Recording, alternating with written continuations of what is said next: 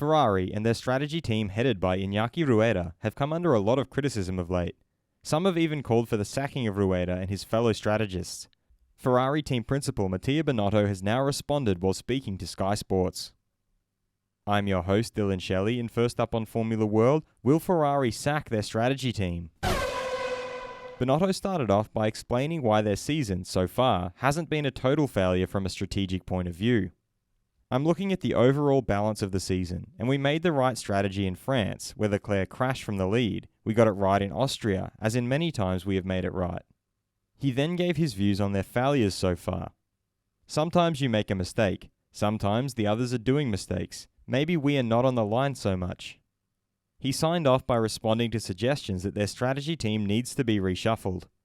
It's not only Inaki, but the entire team is great, and I fully support them because I trust them. Fast feed.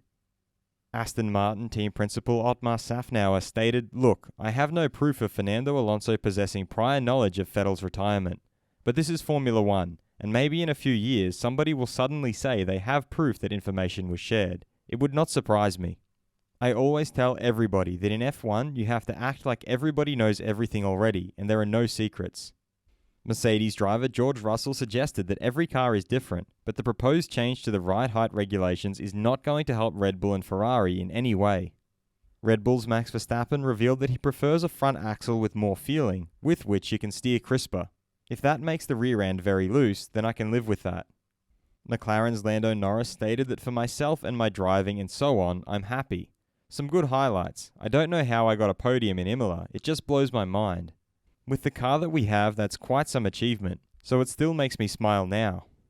Red Bull team principal Christian Horner accepted that Penske and Andretti are two big names, very prestigious, and F1 needs an American team. We have Haas, of course, but we need a big name. The problem is how to tackle this financially. It is difficult to accept that smaller teams have to give up 5, 10, or 15 million for the entry of a new team. Should Ferrari replace their strategists?